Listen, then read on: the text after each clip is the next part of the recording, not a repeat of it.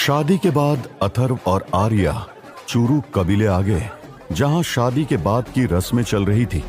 इस दौरान वहां कुछ लोग ऐसे भी थे जो इस शादी से नाखुश थे। जब अथर्व के पिता अधीर जिंदा थे, तब चूरू कबीले में हरीन का रुतबा पूरे कबीले में किसी से कम नहीं था।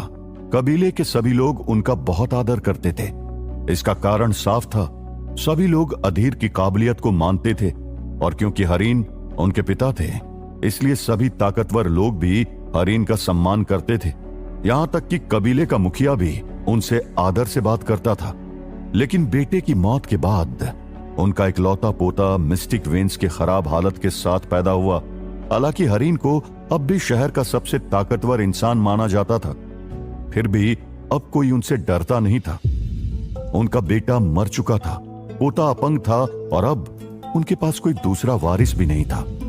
इस वजह से कबीले में उनका मान धीरे धीरे कम होने लगा था। इसलिए जब लोगों की बातों में छिपे तानों को उन्होंने सुना तो गुस्सा नहीं हुए, बल्कि एक हल्की सी उदास मुस्कान के साथ बोले, आज यहां आए सभी मेहमानों का बहुत बहुत धन्यवाद।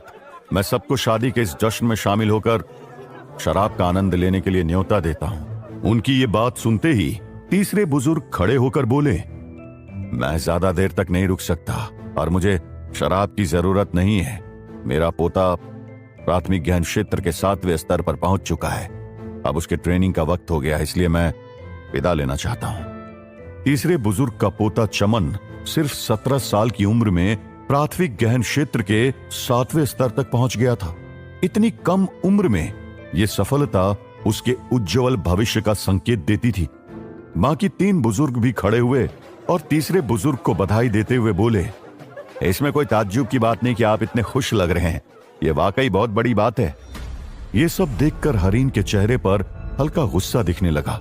पहले सभी बुजुर्ग उनका सम्मान करते थे, लेकिन अब उनके बेटे की मौत के बाद सबका बर्ताव उनके साथ दिन ब दिन बदतर होता जा रहा था।